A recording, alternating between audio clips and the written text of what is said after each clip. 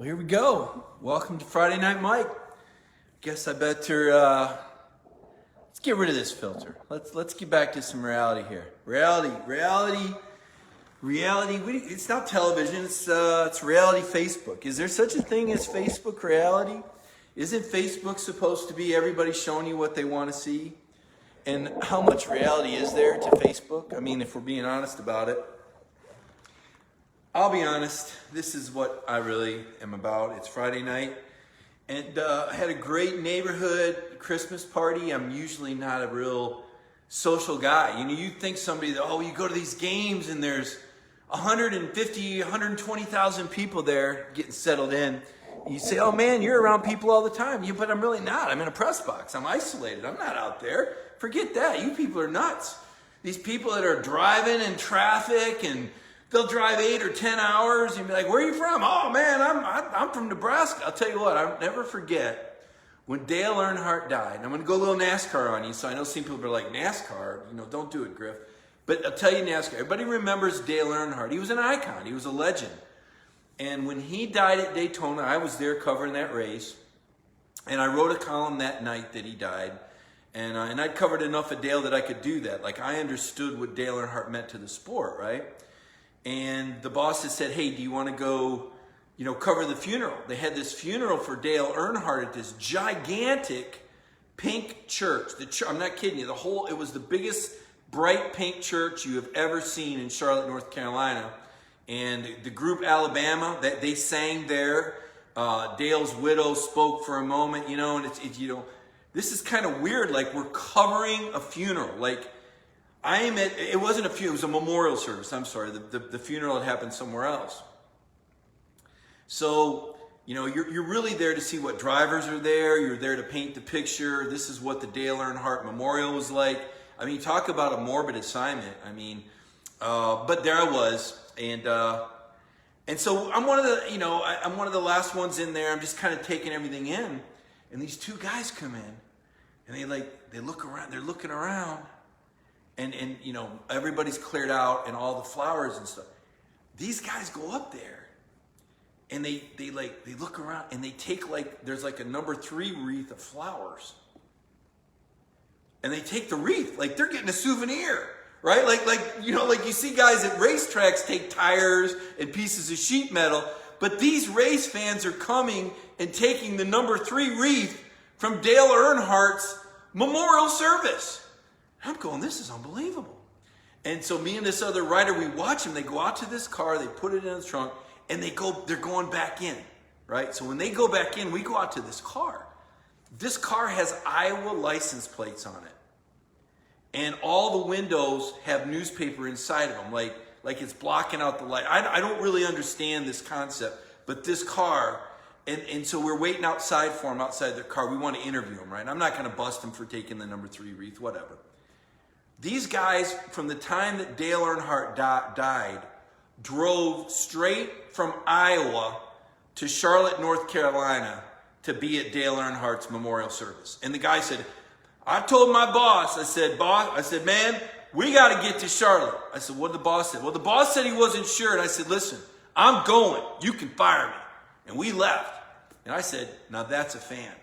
And let me tell you, in the SEC, we got some fans. We got some people who build their lives around these college football programs. We all know it's not rocket science. You don't get married on a Saturday that the home team play. We all understand that, right? We all get that. If your anniversary falls on that day, you better make some different plans. You better figure something out because you ain't messing with the home game and the tailgate. And it's a priority.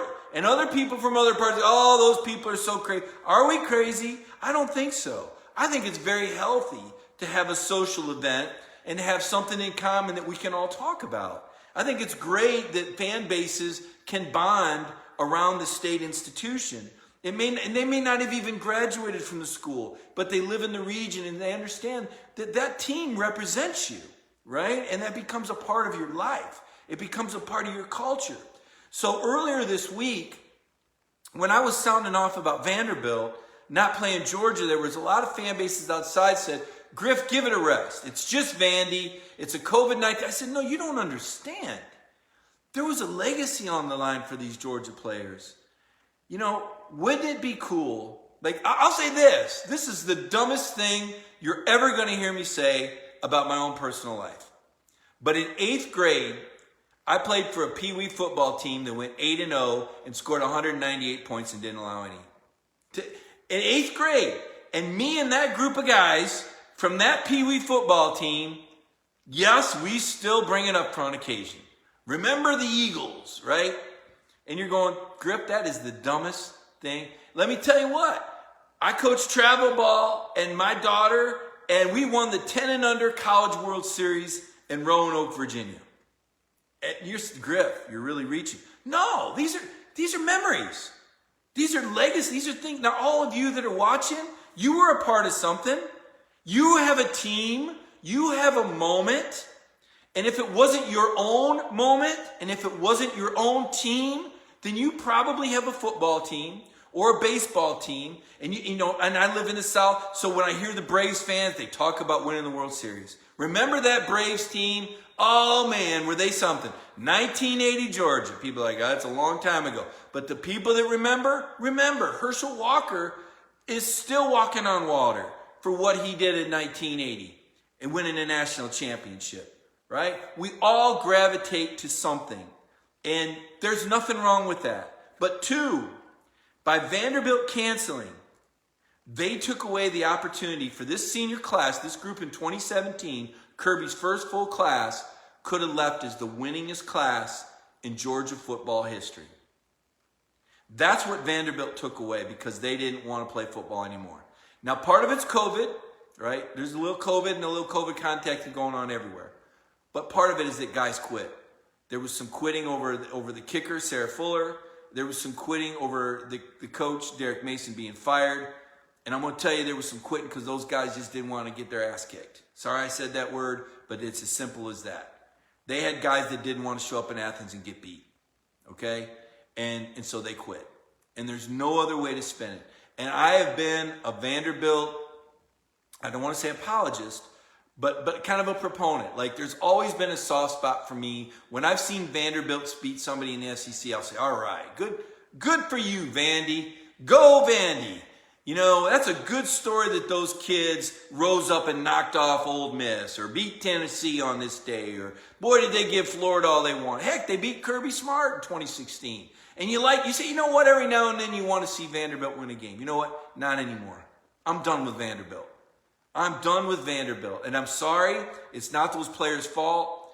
But until Vanderbilt shows me that they care about being an SEC program again and have some pride, I'm done with Vanderbilt. Now, it doesn't mean anything. Just because Mike Griffith doesn't want to see him win doesn't mean they're going to do any worse. I don't cover Vanderbilt on a daily basis. I'm not going to go out of my way to write about them because nobody cares.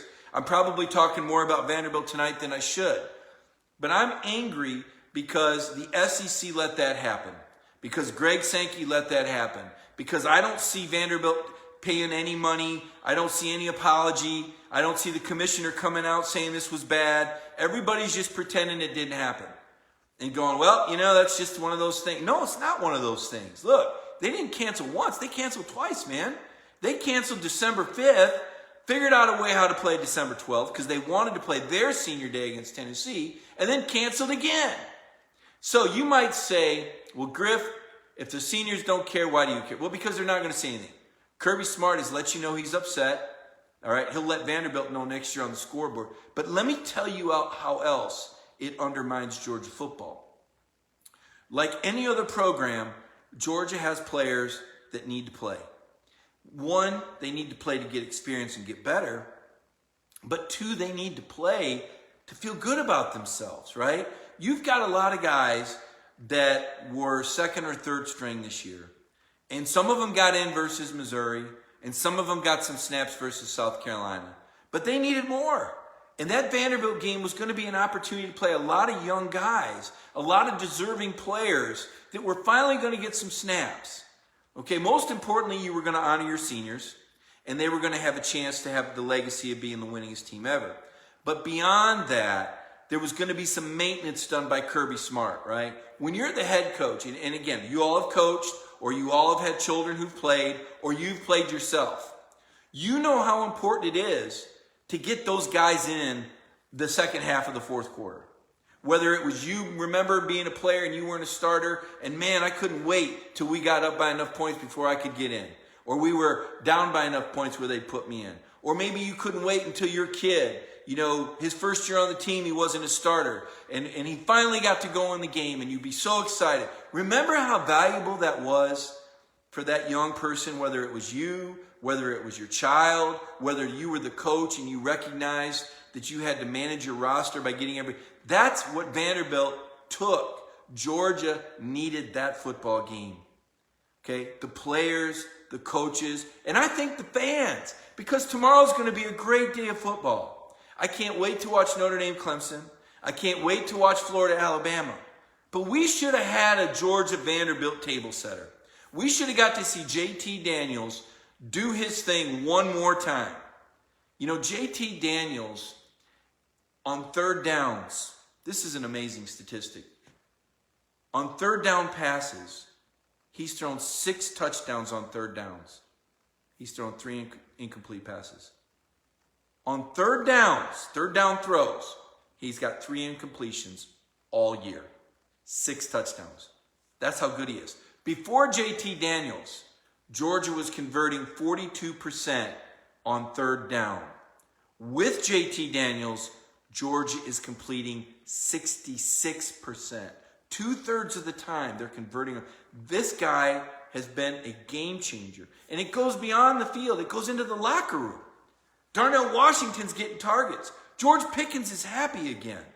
George is lighting up the scoreboard on these teams. This looks like football. This is fun. It's like David Pollack said. Todd Monken said, man, this is fun again. You can use the back half of the field because you've got this quarterback.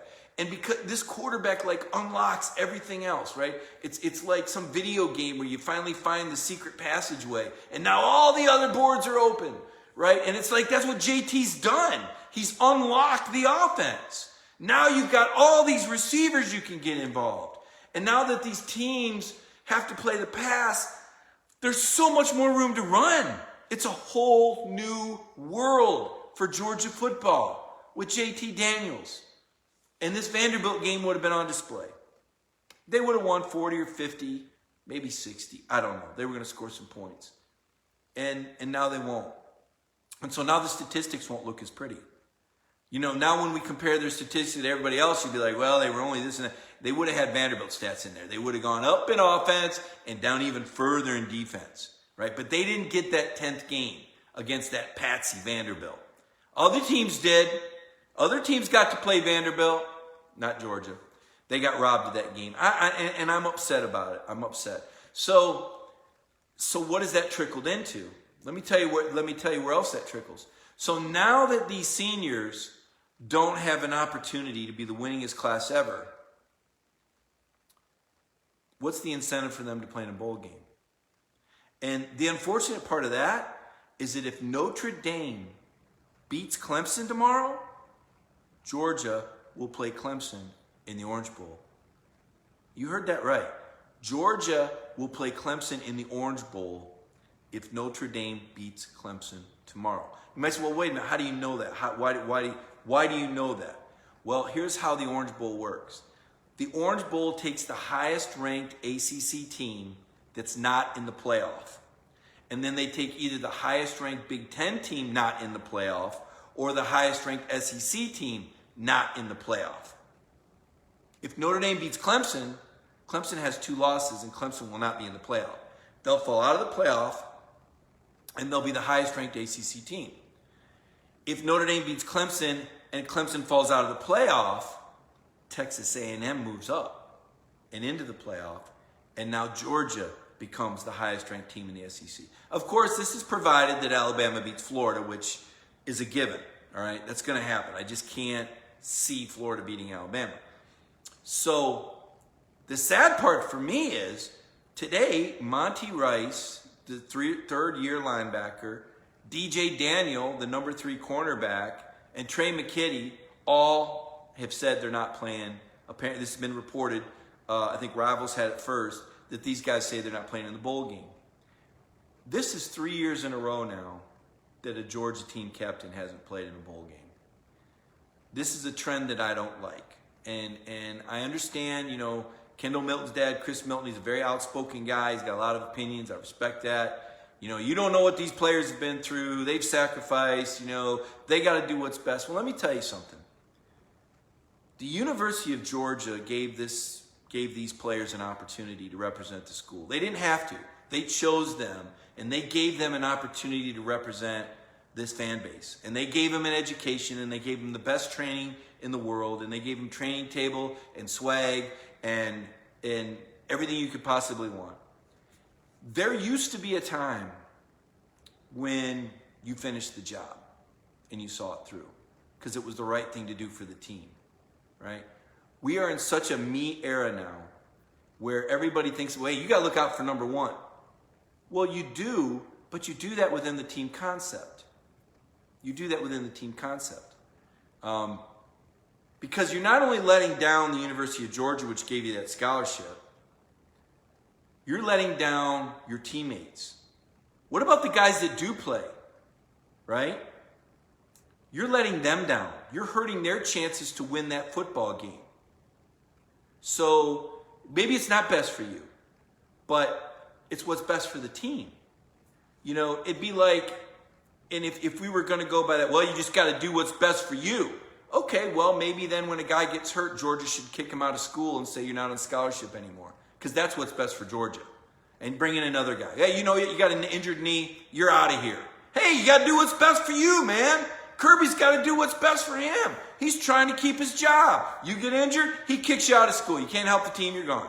No, wait a minute now. Wait a minute, I'm on scholarship. You got to keep me on the team. I'm on the team. Oh, are you? Only when it's convenient. You're on the team when you're not a starter. Oh, you got to keep him until he starts? But when you're the starter and you're ready to go to the NFL, well, I got to do what's best for me. Oh, okay. So which one is it? Are we in a dog-eat-dog world where everybody's doing what's best for themselves? Okay, because that means you don't keep kids on a 4-year scholarship after they turn out to be a bust. And we all could name 3 or 4 Georgia guys right now that haven't gotten on the field, that were supposed to be good, that aren't good. I'm not going to name any names, but Kirby doesn't kick them to the curb. It'd be better for him. He could say, I got to do what's best for me, man.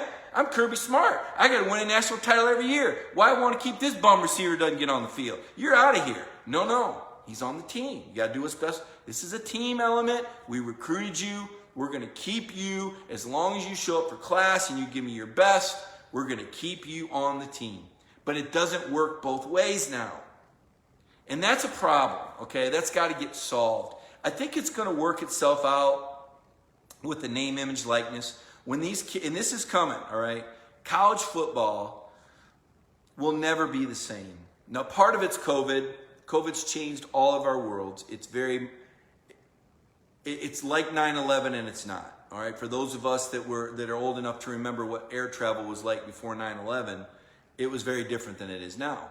There's a before and there's an after. And it's going to be very much like that with COVID, right? When we go into places in terms of, obviously, just, our hygiene, how we distance, socially distance, the health checks, the temperature checks, all that's going to be happening moving forward in federal buildings and how we go to school and you're going to see different policies at workplaces change where sick people are not going to be leaned on nearly as much as they were before.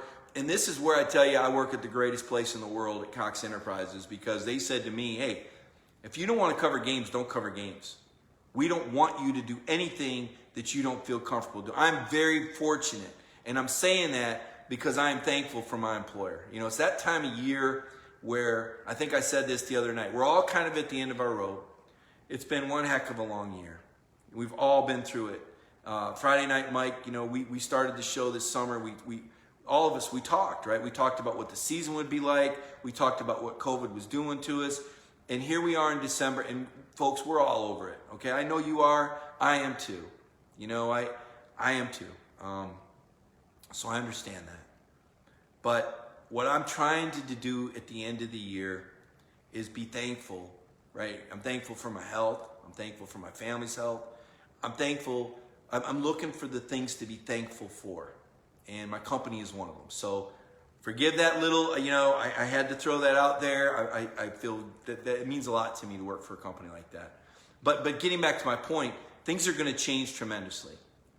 But beyond COVID-19 changes in athletics, and hopefully that means accountability, where maybe from now on, if you don't show up, you forfeit, instead of hanging the other team out like Vanderbilt did.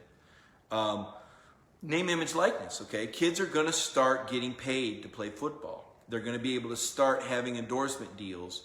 One of my good friends, Carl Parks, ran this Booker bill by me that's up there, where, kids can wear whatever shoe deals they want. They can wear the apparel that the school receives a deal with, but they'll be free to wear whatever shoes they want. There's a lot of stuff in this Booker bill. I recommend you Google Booker, Booker bill, and you can kind of see some of the things that are being proposed. It really turns college football into pro football, essentially. But with those contracts will come a responsibility for those players to play a certain number of games, or probably some incentives and bonuses. So you won't see guys opting out anymore because they'll have a responsibility to their advertiser. I know all of you are just going, wait a minute, Griff, you're hitting me with way too much tonight. Way too much talking about guys being pros in college. You're telling me things I don't want to hear. And sometimes I do that. Sometimes I do for effect, because I think you all need to know the truth. But this is one you just need to know. Like, college football will never be the same. I think there's still going to be enough great things about it. I think being on campus, you guys know how I feel about the importance of that. What a great, Athens is such an unbelievable college town. It's the best. It really is the best. I was telling my neighbors at the neighborhood party tonight that, when I covered Alabama, Auburn, Tennessee, I came to Athens. I came to Sanford Stadium in Georgia plenty, but I never stayed in Athens. And the reason why is because all the Georgia alums would buy up the hotels, because they know what a great town it is. They know what, about all these great restaurants and, the Trapeze Pub and the Last Resort and Cali and Tito's. I mean, my gosh, I gained pounds just thinking about these places to eat here, right? Mama's Boy. There's all these great, unique restaurants in Athens that kick butt. You can name some of them. And the people that went to Georgia know that. So they book the hotels in Athens. And if you're like from the other team or you're a media guy, you're kind of stuck staying in Atlanta. And Atlanta's a good enough city. Oh yeah, Atlanta's got a couple cool places too. And you don't really know what you're missing. You drive from Atlanta into Athens, you cover the game at Stegman Coliseum or Sanford Stadium, and then you drive back to Atlanta, and then you fly back to wherever you're from, without really understanding what Athens has to offer. You don't really get it, right? You don't really understand just how great of a town, a college town, Athens is. And that's too bad, right? I think that's too bad. So I'm a big proponent of playing as many games as you can, including the game with Florida in Athens. It needs to be a home and home. When the Florida series started, it made sense because there wasn't an SEC championship game, number one, the next week, or the first week of December, and there wasn't the importance placed on these home recruiting weekends. These recruiting weekends are everything. That's why Kirby Smart wants this game moved back to Athens, because you got to get these kids on campus, because then they can see what Athens is like, right? And they can see what campus is like. And one of the sad things that happened this year because of COVID was no recruiting visits. And I think that damaged Georgia's class to the extent that you see a lot more in-state kids. And it kind of hurt them with out-of-state kids. They still got some good ones, right? But for the most part, you see more in-state kids because you didn't see as much recruiting, national recruiting. Time will tell how that works for Georgia. I still think there's some really special guys in this class. I still think Kirby and his staff did a great job, but it had an effect. You think about that Notre Dame weekend last year and just what an incredible environment. And I don't know how many of you were at that Notre Dame-Georgia game, but I've covered a lot of great games in my career. But that game, more so than any other I have ever covered, was affected by the crowd. And I'm not a big proponent of going, oh yeah, the crowd, you really make it. Yeah, most of the time I'm like, don't kid yourselves. You really don't make a difference. But that game, Georgia does not beat Notre Dame last year without the crowd. There were 6 false start penalties. I'm going to tell you, Brian Kelly and his staff outcoached Kirby, all right? Notre Dame came in here and they played one heck of a game, let me tell you. You remember that. And I was sweating bullets because that week I'd run my mouth all week on SEC Network that Notre Dame was old news. They hadn't beat a top 5 team in forever. Brian Kelly talked about, being on Broadway at Notre Dame. And I said the curtain's coming down against Georgia. And Notre Dame had Georgia on the ropes. Had them on the ropes. And they needed the crowd. And that Georgia crowd delivered. But beyond that, the town of Athens, all the flights coming in to Epps Airport, that private airport, all those private flights, and just the buzz. What a huge day that was when Notre Dame was here to play Georgia. And I said to myself, this would be Florida every other year. This is what it's like.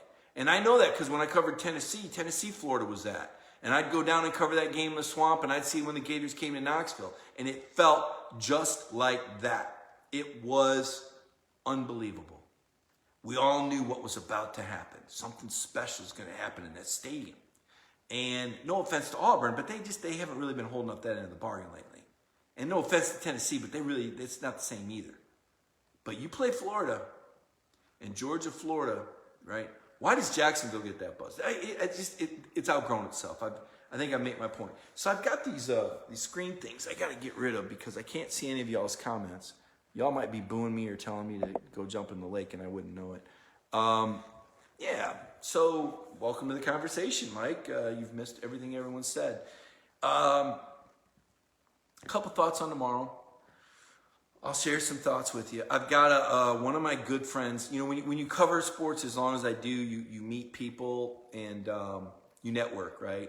And I still talk to a lot of former coaches. And I'm not going to mention his name, but one of the coaches that I still talk to, he's retired now, is dialed in tight with Clemson. And he told me this week, he said, Mike, Clemson is worried about Notre Dame. I said, what do you mean they're worried about? He said, listen, man, I called so-and-so on the staff, just to check him out, say, how you doing? And before I could say anything, he starts talking about Notre Dame, this and Notre Dame. I said, wait a minute, that doesn't sound like them. Clemson doesn't. He said, I called another guy on the staff. I didn't get 2 words out of my mouth, and he starts talking about Notre Dame. And I'm like, Clemson's worried about Notre Dame. Upset. Keep an eye on this now. Clemson is a 10.5-point favorite. But I'm going to tell you, keep an eye on that football game. Clemson is sweating it. Clemson is sweating Notre Dame. Notre Dame's got a legit chance tomorrow. Now it's Trevor Lawrence, who I personally think is the most talented player in college football. If I had the number 1 pick, I'd pick Trevor Lawrence. That doesn't mean I'm going to vote for him to win the Heisman, though. Because I don't know that he's had the most outstanding season. We can talk about the Heisman in a minute. Trevor Lawrence still hasn't lost a regular season game. He got beat by Joe Burrow at LSU in the national title game. Trevor Lawrence, in year 3, he's still not lost a regular season game. Notre Dame is undefeated. Ian Book, you remember we talked about them just a minute ago? Ian Book, the only reason I was scared Georgia was going to lose is because if they lost, I was going to get killed on Feinbaum. They were, there's that Mike Griffith. You said they were this. Oh my gosh, I'm never going to hear the end of it. That's all I'm thinking is, oh my gosh. If Notre Dame pulls this out, I'm thinking I was on the field and I'm looking at the scoreboard and I'm thinking, I cannot believe that Notre Dame is on the Georgia side of the field with a chance to win this game. You have got to be, I was dropping a lot more words than just what I said, okay? There was a lot of words coming out of my mouth that I would never say on a live video. I'm going, I cannot blank and believe this blank and blank and blank. Because it was like, you've got to be kidding me. How did Georgia get here where Notre Dame was 1 throw away from winning this game in the last minute? I was freaking out, man. And I wonder if they'll do that to Clemson. And Ian Book is a player. He's a mobile guy. He was good. He was poised. Can't wait for Notre Dame, Clemson. Alabama, Florida. Can't wait for that either. Can't wait for that. Now, I'll say this. This made me, I want to see Alabama win that game because I believe Alabama is the best team in college football. And I want to see somebody beat the best, right? To be the best, you got to beat the best. And I don't want the politics and the crying. If Florida beats Alabama, they'll put Florida in the playoff and they'll keep Alabama in there, and all hell will break loose, and everybody's going to be complaining and screaming about it. And I just don't want to see that scene, right? I want to see if somebody can beat Alabama. You know, Florida got fortunate when they played Georgia. Georgia was down. Georgia had 4 injuries. Florida just had 2 weeks off and was coming off a 41-10 win over Missouri. Timing is everything, right? And like I said, give the Gators the props. Everybody knew when that game was, and they were ready to play it, and Georgia wasn't. You know, so that is what it is. But I want to see Alabama win because I want to see the best team in the championship game, and I want to see, you know, if somebody can beat Alabama. I want to see if Notre Dame or Clemson can beat Alabama, or if Ohio State can beat Alabama. You know, Florida to me is just a hot, cold team, and it's going to be interesting. But Steve Spurrier was on the SEC network. Steve Spurrier, he's a genius. He's an absolute genius. I know a lot of you guys hate Steve Spurrier, but I know you all respect him. I know you respect him from the fact that how good he was. He owned the 1990s. He didn't just own Georgia. He owned Tennessee, too. He's from Tennessee, so I've interviewed Steve Spurrier quite a bit. And he beat, at South Carolina, he was the coach when the Gamecocks beat a number 1 ranked team for the first time in history. He's still the last coach, by the way, from the SEC East Division to beat Alabama. Steve Spurrier, 2010, right? And before that game, what he told his team was, let's let fate have a shot at this. Don't count yourself out. That's the message. And when you've got a guy like Steve Spurrier that can motivate like he does, I guarantee you they use him to talk to that team. There's a part of him that's like, he's going to have those Gators believing. Those Gators are going to take the field believing. And Kyle Pitts will be back, and he's amazing. He's probably the best tight end in recent history. I can't think of one that's been any better in years and years and years. He changes Florida. They're a different team. And when Lewis Cine knocked Pitts out, Florida got really regular. They didn't score a touchdown in the second half against Georgia. But he'll be back tomorrow. And, you know, anything can happen in one game. So I'm going to be dialed in watching. The Heisman Trophy will be decided tomorrow. I mean, we should know right now, right? Usually we have a pretty good idea by this. I think I might have voted for Trevor last year over Joe. After the national championship game, I would have probably changed my vote. But I think I was a Trevor guy. But like right now, I don't even have an inkling of who my vote's going to be. I can't tell you, I can tell you like who's on the board, right? Like I'm going to look at Ian Book. His numbers over the course of the season aren't great, but if he's undefeated and he beats Clemson twice, he's got to be in the conversation. I'm going to look at Trevor Lawrence if he beats Notre Dame. He's got decent numbers. Not as good as Mac Jones or Kyle Trask, but good enough. I'm going to look at Mac Jones being that quarterback at Alabama. I think he's got the #1 quarterback efficiency rate in the nation. I'm going to look at Kyle Trask. Trask leads the nation in touchdown pass. He's got those 3 pick sixes. That bothers me. But if he beats Alabama, Trask could win it. Pitts, I'm on the fence. He's missed some games, right? Kind of like Justin Fields. Like I would have thought Justin would have been it, but Justin's only played 5 games. How do you give Justin Fields when he's played 5 or 6 games and he had 3 picks against Indiana? Just, Devontae Smith. Devontae Smith, it's been a long time. I think there's only been 3 receivers in history that have won the Heisman Trophy. You got to go back to Desmond Howard. When was it, 91, 92 when Desmond won it at Michigan? I was talking with Tim Brown, not this year, but the year before. They had like a little kickoff deal. Well, they had the Notre Dame guys in there, and they had Herschel there. They were talking about the 1980 game, so they had some Notre Dame legends there, and they had Herschel Walker there. And Tim Brown was one of the Notre Dame legends there. And Tim was a guy that when I was young and I was a fan, before I became a sports writer, and I actually would care about games and throw things at the TV and act stupid when I was 18 and 17. Tim Brown was a guy that I was a fan of. Like Tim Brown was great. Remember Tim Brown, the Raiders? He was awesome. And I was talking to Tim about the Heisman Trophy, and he said, for a receiver to win the Heisman now, you got to run back kicks. And when Devontae Smith ran back that punt, even though it was just Arkansas, even though it was a game they won by 7 touchdowns, it was kind of a Heisman moment. I thought to myself, that's kind of a Heisman moment. But tomorrow, is where it will be won and lost. There's no doubt in my mind that when we go into tomorrow's action with the Heisman Trophy race wide open between those 5, 6, or 7 guys. And, you would think Mac Jones or Kyle, that the winner of the Alabama. But then here's the other thing to think about. Does Mac Jones split votes with Devontae? Because they're both from Alabama, right? And I was talking to somebody about Trevor Lawrence, and they said, even though there's a lot of people that think he gets all those votes, actually nobody in the ACC is going to vote for him. We'll see. I saw somebody asking about JT Daniels a second ago. I think JT's coming back. I think that's the plan. Now listen, if JT goes out there and throws for 500 yards and 5 touchdowns in a bowl game and breaks a 40-yard run, okay, that could be a game changer. But I think JT's planning on coming back, and I know he's planning on coming back. But anything can happen. You never say never. But I think JT's coming back. And I think Pickens is happy. I don't think he's transferring now. I think there was a time when maybe George might have been thinking about leaving Georgia. Same thing with Darnell Washington.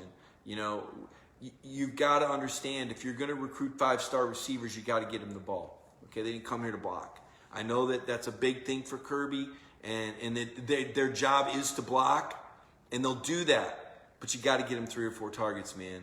You got to let these guys touch the ball. It's not old school. There's transfers available, and if you love these guys and you like, that's where I get back to the fourth quarter and saying, don't run the ball 14 times. Use those 14 plays to throw a 3-yard pass here or a 4-yard pass there. Remember what we were talking about at the start of tonight's show about participation and how important it is to get everybody in the game, and why that Vandy game would have been so important to let all these guys play and feel good about themselves. It's the same thing in the fourth quarter of these other games. You've got to take advantage of these snaps. Kirby says it himself. There's no replication for game snaps. So use them. Now, he does use them. He gets those linemen in there. He runs the ball with the back. But get the ball to the receivers. Don't worry about George's not. You can't worry about the other team. Okay, you just can't, because there's so much on the line. You're being, you are under incredible scrutiny. 2018, the reason that Oklahoma got in ahead of Georgia in the playoff was because they had better offensive numbers. Do you know how many times Kirby just ran the ball in the fourth quarter of 2018? And if he would have left Jake in there to just light it up, Georgia's offensive numbers could have been so much better.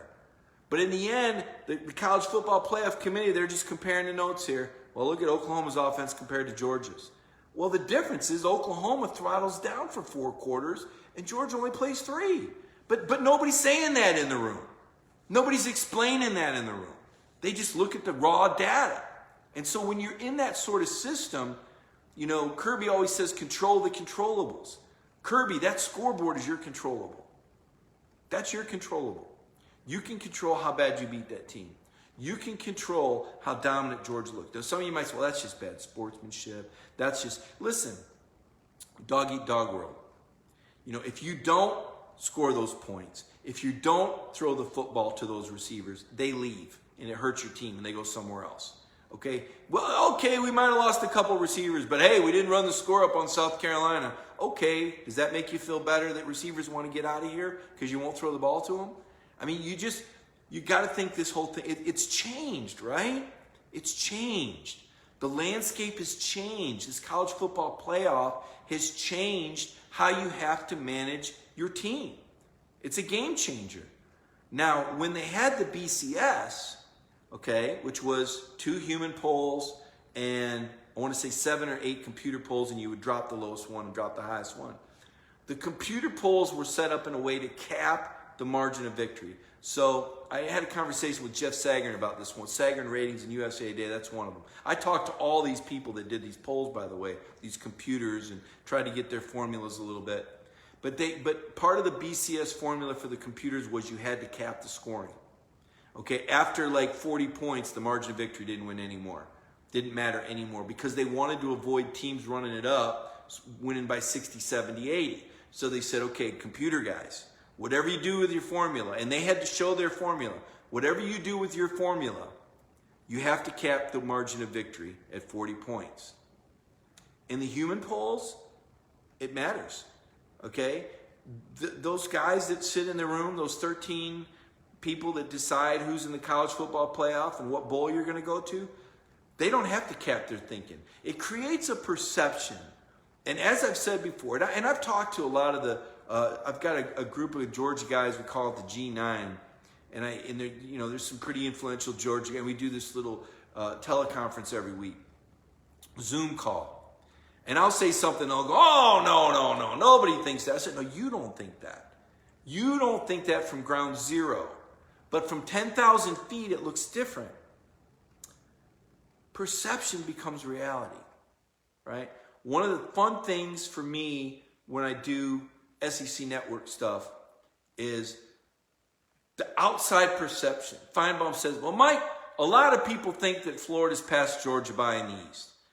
And now I'm thinking to myself, there ain't nobody around this town that thinks that. There ain't nobody over there in Buttsmere Heritage Hall that thinks that. I guarantee you the head coach doesn't think that. Those Georgia football players don't think that. And I'll bet you that 90% of you don't think that. But to the rest of the SEC, who does not watch it closely, who does not realize that 4 Georgia players got hurt the week before, and Richard LeCounte got in a motorcycle accident, and the best quarterback wasn't ready to play, and if he was, it would. They just look at the final score. Hey, man, Florida 44, Georgia 28. I watched Georgia. Their offense was hot garbage. That's who they are. That's the perception. Because nobody scrutinizes Georgia like the Georgia fan base, right? They're not going to take the time and go, well, actually, Georgia was better, but played well. They look, hey, final score, Florida 44, Georgia 28. Well, there's Dan Mullen. All these fanboys out there in the national media, they've been picking Florida from the beginning. They're not going to tell you see, we told you. We told you. Yeah, well, you know what would have really happened. Well, but we told you. So the view from ground zero here is that Georgia's much better than Florida. And so I tell these guys this on the call. They go, oh, no, Mike, I said, look, it doesn't matter what you think. It doesn't even matter what the reality is. What matters is the perception. Perception becomes reality. You go on Twitter, right? Twitter blasts. Those people on Twitter gang up on you. Those Florida fans, when I said 3 or 4 weeks ago that Kyle Trask was in the top 4 or 5, you'd have thought I said the worst thing about his mom. I was besieged with hundreds of personal insults and people that said that I was never going to vote. I covered Georgia, so I couldn't be objective. And I was this horrible person. And one Gator fan would say it, and 10 would say it, and 100 would say it. And before long, I'm going, I'm really not a bad person. You get these Twitter, perception takes over, right? Perception takes over. So many people have said over and over, Kyle Trask is the best, Kyle Trask is the best. And I'm standing back going, is anybody actually watching that this guy can't move and throw the ball? That he has no mobility? Is anybody actually watching this? He's really not that great. Sure enough, here's the Mel Kiper look. Mel Kiper. Kyle Trask is the number 7 rated quarterback in the NFL draft. And there's people that are saying he's going to win. I'm going, I knew I wasn't crazy. I know I see what I see, right? But some people don't understand football. And you know who they are. Because all they do is talk about the numbers. But he's got the most number of touchdown passes. Oh, that means a lot. That means a lot, right? I think Ryan Fitzpatrick and Jameis Winston might have had the most number of touchdown passes in the NFL in 2018. But they weren't the best quarterback. It doesn't mean anything. Right? Passing efficiency is actually a much greater indicator of the Heisman Trophy. If you go back through the years, I did that study the other day. I said, how many times has the guy that's thrown for the most touchdowns won the Heisman Trophy recently? Well, last year Joe Burrow did it. But before that, you had to go all the way back to Sam Bradford 13 years before. Quarterback efficiency rating, however, Joe Burrow led that too, but Marcus Mariota, quarterback efficiency leader, and there were two or three other ones, but that's a much better predictor. My point is this. Football is more than numbers. It's more than the final score. But in the end, it's all about perception. And so that's why Georgia not getting that opportunity to have that 50-point win for perception, for participation, for to honor the seniors, for the guys to play for a legacy, for them to have the motivation to play in a bowl game and have something to play for if they play Clemson. Now you may play Clemson without your starting, without your starting middle linebacker, and without one of your corners. And if the scuttlebutt is true, Eric Stokes and Tyson Campbell are going pro. Are they going to play in the game? Wouldn't it stink to see Georgia play Trevor Lawrence and be missing half their defensive starters? I think that would really stink. Would that change the player's mind? Maybe, maybe not. I think in the case of Monty Rice, though, I want to say this. I think Monty's been playing injured all year. So Monty not playing in the game, I kind of understand that because Monty's a senior. He's decided to play professionally, and he's been playing hurt all season long. That foot has been in a protective boot. I don't even mind that because Monty's played hurt all year. Monty's played hurt his whole career. But I don't understand DJ Daniel not playing in the game. This would be an opportunity for DJ Daniel. DJ started as a junior and did great things. DJ Daniel was the guy that broke down the pass to seal the win over Notre Dame. He played great football. I don't understand Trey McKitty not playing in the game. Trey has only got like 5 catches all year. Trey, you need more catches. You need more film. I don't get this. I hope that it's not a trend. I've heard Richard LeCounte's thinking about sitting out. Man, that'd be sad. Richard LeCounte, he's already kind of blown part of his legacy with this motorcycle accident. Let's be honest. Richard, you got in a bad wreck before the Florida game. That was your moment, dude. And I want to see Richard LeCounte play another game. Richard LeCounte's one of the favorite players I've ever covered. He's charismatic. He's energetic. He's a great football player. He was Kirby's guy. I want to see that have a happy ending as a journalist. And because I like Richard LeCounte, I've done enough interviews with him. He's an accountable guy, right? And I want to see that story. You want to see that have a happy ending. So you hope that Richard LeCounte plays, and if he's ready, if he's health-wise. So to me, that's why I said this Vandy thing isn't just one thing.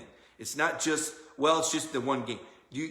Are you getting the vibe here of how many different things that's infected, of how that's hurt this program in so many different ways? The perception of not having the win, the statistical finish, whether the participation of the players, honoring the seniors, getting the ball to guys that need it, that could be thinking about leaving, gathering even more momentum. I mean, Vanderbilt not playing really let down the league. It's a real problem for the SEC, okay? And so Georgia's legacy has been affected, but you know what? So's Vanderbilt. Vanderbilt will always be the team that took the opt-out. Vanderbilt will always be the SEC team that quit the first chance they got. That's going to be ingrained. That's going to be a part of Vanderbilt forever. They're going to be that team that didn't have the you-know-whats to show up. We're never going to forget it. Nobody's going to forget it. I'm not going to let anybody forget it, right? You quit on the SEC. There was one team that quit on the SEC. It was Vanderbilt. Congratulations, Vanderbilt. That's your legacy. You are as miserable and as rotten and as uncommitted to this league as any team in history. And that's what you will always be. So those guys that are patting themselves on the back for finishing out their home season, you're part of another legacy that you will never let down. You are quitters. And don't tell me Mike, they only had 40 guys. They got 125 guys on that roster. Don't tell me you couldn't use walk-ons. I'm telling you, I'm sick of that too. I'm sick of that. Because you know what we've done? One of two things has happened here. Either these coaches are manipulating this rule, or this whole walk-on thing is a fallacy. Because they dress those guys out. When those guys, their walk-ons, come out there and pay their own way, they tell those kids, hey, if you work hard enough, you'll get on the field. You work hard enough. You never know when your number's going to get called, right? You never know when your number's going to get called. So all you walk-ons come out here and let these starting guys hit you and run over you. And we want you to run as many sprints as everybody else. And we want you to make every training meeting. And you get to be a part of our team, but you got to pay your own way. We want you to be a walk-on, and you just never know. Okay, well, here we are. Here we are. There's COVID contact here. There's COVID. And the walk-on goes, and the coach goes, no, we don't have enough. We don't have enough. Wait a minute. What about those 40 walk-on guys? Why don't you use, well, they're not really scholarship. Well, no, wait a second. You dress them out. Do you tell them that? When they walk on, coach, do you tell them, hey, just so you know, I'm never really going to use you. You don't have a shot, kid. Just so you know, walk-ons, we'll dress you out at the home, but you're really never going to get in. Just so you know that, if I get the chance to forfeit a game rather than play you, I'm going to forfeit a game, okay? So the whole walk-on thing is a fallacy. And I feel bad for the walk-ons because that was their moment. That was their opportunity to play SEC football. But these coaches are cowards. They're cowards. And they say, well, I'm not putting my butt on the line. Sorry about that, walk-on. You're on the team, but not really. You're just window dressing. You're just a moving, walking, talking, tackling dummy because I ain't really going to play you. That's my problem with this, is they've got walk-ons and they're not using them. Some teams did. Tip of the cap to South Carolina. Tip of the cap to Kentucky. Tip of the cap to the Mississippi State team that came in here with less than 50 guys and took the dogs to the wire, 31-24. That's what Mike Leach did. I'll tell you, I was not a Mike Leach believer. I'm still not a big Mike Leach fan. But he earned a lot of my respect that night when he brought less than 50 scholarship guys into Sanford Stadium and they played Georgia toe-to-toe. I'm a believer. I've got respect for Mississippi State. They didn't just show up, they played hard. They didn't complain about having less than 50. They showed up. They could have opted out. They didn't. They showed up. Sam Pittman said, we're playing our games. I don't care if we got 50. Sam himself had COVID. Arkansas finished the season. They lost by 7 touchdowns to Alabama, but you know what? At least they finished the season. There's no shame in that. There is shame in quitting.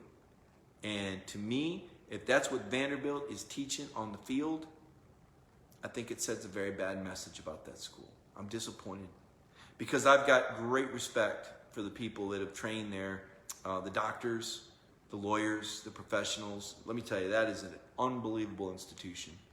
And they deserve to have a better front porch than that. The football program is the front porch to your university. Whether it should be or not, it is. More people know where your university is ranked in the top 25 than where it stands in the U.S. News World Report in the academic rankings, if we're going to be honest about it, okay? A lot of kids choose their school based on how good your football team is. That's just true. All you got to do is look at Alabama. Look at all the out-of-state commits. A lot of you probably know you got kids who go, hey, Alabama wants my kid. Yeah, half their school isn't even from Alabama anymore. It's totally different than it once was. I don't think Georgia will get there, but Georgia, academically, man, Georgia's risen up, right? Talked about a lot of things. I'm going to look at some of your comments now. Good job tonight. Isn't it amazing? These things, it's incredible. What do we got here, folks? Let me read the screen. Questions you got for me, I'll answer your questions. Sorry I went a little late tonight. Like I said, I had my neighborhood gathering, and, 'tis the season, right? So you guys are commenting on the Vanderbilt news, too. Robert Reynolds, I don't know. Robert Reynolds Hunt, don't know. Got Georgia questions for me? Hit me. I'm about ready to go to bed. It's been a long day. We got a lot of stuff up. I have more articles tomorrow. I keep wanting to get to this JT Daniels article, and I have not been able to get to that. It just seems like I've been kind of busy lately. But I think I'll have something on that. I think, hey, here's something kind of interesting. Georgia now has the longest bowl streak in the nation. Did you know that? Virginia Tech said they're not going to play in a bowl, so now Georgia has been to more consecutive bowl games, has the longest active streak of bowl games in the country. So pretty exciting. Good stat for Georgia, something for Kirby to sell.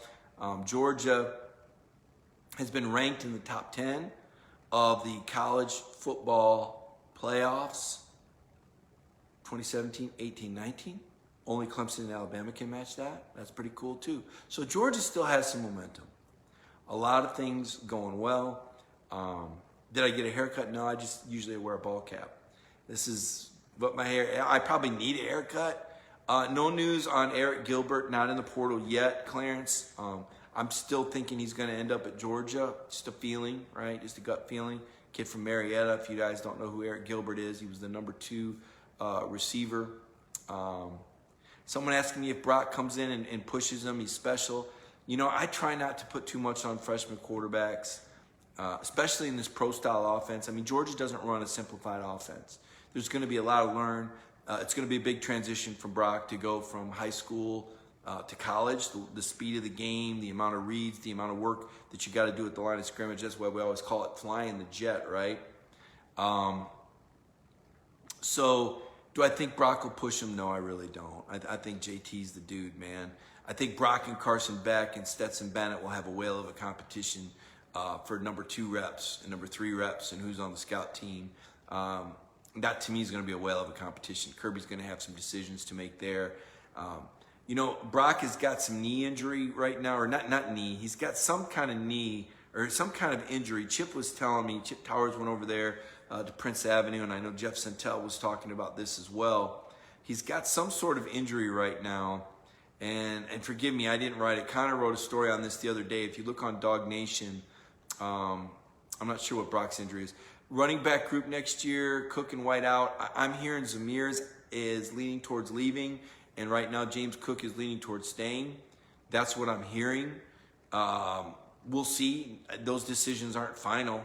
I haven't heard that directly from the player or their parents, so it's kind of scuttlebutt. But Zamir leaving makes sense for a couple reasons. Most importantly, Zamir's had knee surgery on both knees.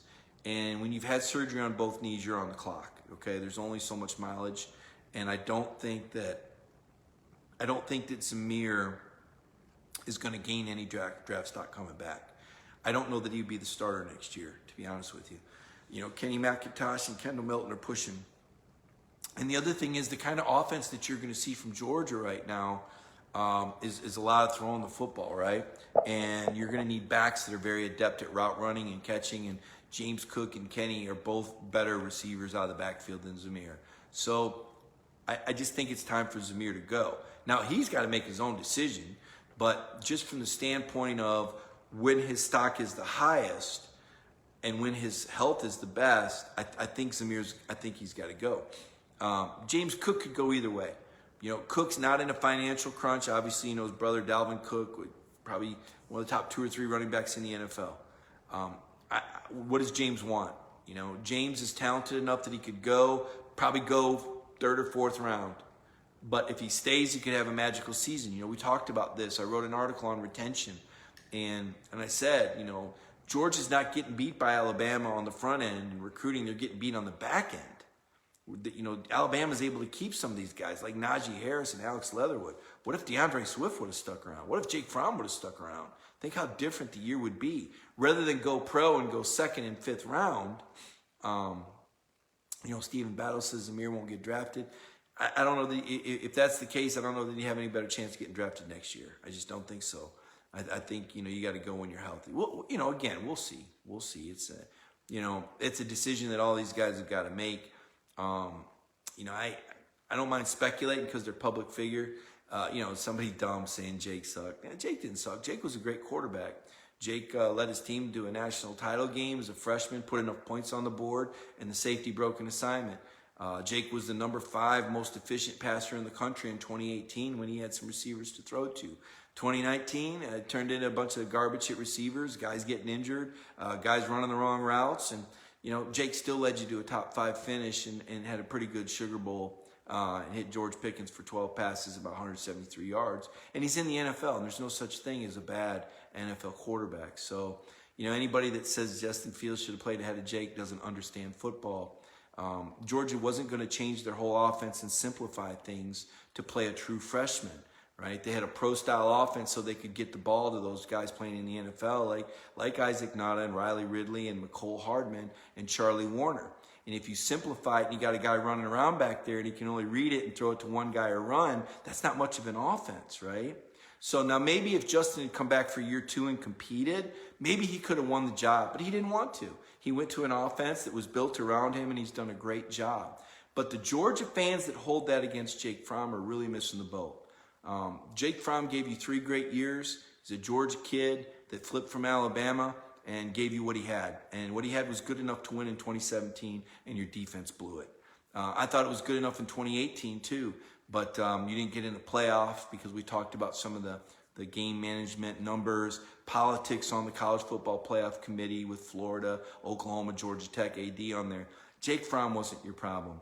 He wasn't Trevor Lawrence and he wasn't Justin Fields, but he was a good enough quarterback to run the offense that he was recruited to run.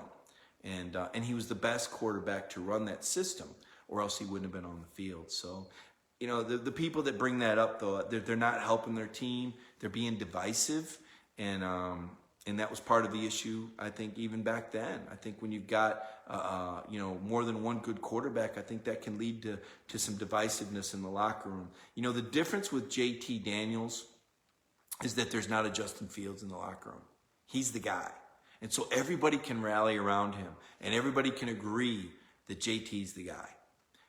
Jake always had that Justin Fields thing going. It was all, he could have done it. What do we say? The most popular guy is the backup quarterback, right? And when you got a great talent like Justin is, that was always going to be a question. And the coaches are the ones that are there every day at practice, and they want to win games. Carson Beck is, someone asked me about Carson Beck. Carson's competing. Carson's a great athlete too. That's why I said, it's always about the latest and the greatest. It's like I was talking to somebody that like, we don't even talk about last year's recruits. Keely Ringo's a 5-star. He'll be back. He had that torn labrum, so he didn't play. We're going to see Keely Ringo next year. Jalen Kimber is a really talented cornerback out of Texas. We didn't get to see much of him. We were talking about him last year. Carson Beck, we were all talking about Carson last year. What, did we all get amnesia? No, he's been in the system. He's getting bigger, stronger, faster, learning the system, learning the offense. Really important. Quarterback's a position. It takes time to learn all those nuances, right? And that's why I said the people that are like, oh, this guy could play this guy. It's like, did you ever play football? I don't think you ever played football. Learning to play quarterback is like learning a foreign language. You've really got to understand the nuances of it. And it's not just, and to be able to know and to have, think about the spatial awareness that you've got to have to know where all four guys are at once without looking. It's like, to me, it's like those magical point guards in basketball that can make those no-look passes and you go, or wedge that basket, that bounce pass. You go, how did that point guard, how did he make that pass? How did he have the court vision? Quarterbacks got to have that. Like, I didn't think Dwan had that. Dwan's got a huge arm. Dwan had great mobility. But I didn't think Dwan had that nuance this early in his career. He would have needed more reps to get that experience, to get that feel for the offense. And Dwan went to Temple. And I think all the Georgia fans are happy for him, and everybody that I know is rooting him on. Just like most people are rooting Justin on. He's a Georgia kid. He was a Bulldog. He didn't work out. He went to Ohio State. Good luck. It is what it is. Guys come, guys go. Lawrence Cager left Miami, came up here. A lot of Georgia fans love him. Hopefully the Miami fans appreciate what Cager did there. It's the nature of the transfer. Eli Wolf from Tennessee came down here, played a huge role for Georgia. That catch against Florida will live in infamy. 3rd and 9, and Jake just layers that. Unbelievable throw. Beautiful throw. Barely, just puts it in, drops it in a bucket. And Eli makes the catch, and they run out the clock, and they beat the Gators. So, there's a lot to talk about, a lot to think about. Try to be thankful. My advice for tonight is try to be thankful. It's been a long year, and it's been a very difficult year. And you can choose to focus on the negatives, or you could choose to try and focus on the positives. And my advice is when things get toughest, try to focus on the positives, right? Try to be thankful for what you did see. Try to be thankful for what you do have. And as far as the negative things, what does Kirby say? Don't let them beat you twice, right? Deal with what you got to deal with. But if you continue to focus on it, it's just going to bring you down. So try to think your happy thoughts tomorrow. You get to watch Alabama play Florida. I know you guys can't wait for that. And while you're watching Notre Dame, are you going to pull for Notre Dame? Do you want to see Georgia play Clemson? If you want to see Georgia play Clemson, you got to pull for Notre Dame tomorrow. Okay? All these other games, I don't know, Tennessee, Texas A&M, I don't know. How bad is A&M going to beat Tennessee? That could be bad. Is there a chance Jeremy Pruitt could be fired? Is there? I don't know.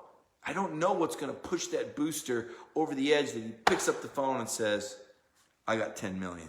I'm in for 10 grand if you got to buy this guy out. I've had enough of this. I don't know. Or do they go, look, we just got done paying off Butch Jones. If we fire this guy, we got to pay another 15 million, right? If you're Tennessee, do you fire a guy? Do you give him another year? I think they give him another year, especially since Philip Fulmer's the guy that hired him, and Philip is the AD. So, listen, what time is it? 10:42. It's past my bedtime. Guys, it's been great. I really enjoyed tonight's Friday Night Mike. Next week, we're going to be off, right? No show Monday night, no show Friday night. We'll still be delivering our content on dognation.com. You guys follow me on Twitter at MikeGriffith32. Love the Twitter ads. Love, love, love Twitter ads at MikeGriffith32. Send me messages. I'll message you back. Best place to get me is on Twitter. I wake up in the middle of the night sometimes and I look at Twitter. I don't know why. I shouldn't do that, should I? Probably not. There's a lot of things I shouldn't do that I do, you know? One of them is to use these filters. I don't know why I like to play with these filters. I just, I think they're cool, right? I don't, you know. Now, some people have told me I can't use this one because they say this is Tennessee orange, and it really upsets Georgia fans when they see Tennessee orange, so I better get that off there. That just gives me a headache. This is like back in the day when I used to cover the Peach Bowl. And when you covered the Peach Bowl, that meant you stayed at the Marquee downtown. And that meant that you got a taxi cab and went to Buckhead. And that meant that you didn't go back to your room till 2 in the morning. This is what it was like going back in my room at 2 in the morning after going to Buckhead covering those Peach Bowls. That's what this reminds me of. That's my memory. I don't know if any of y'all have ever been to Buckhead, but let's just say that it's a very, it's kind of a crazy place.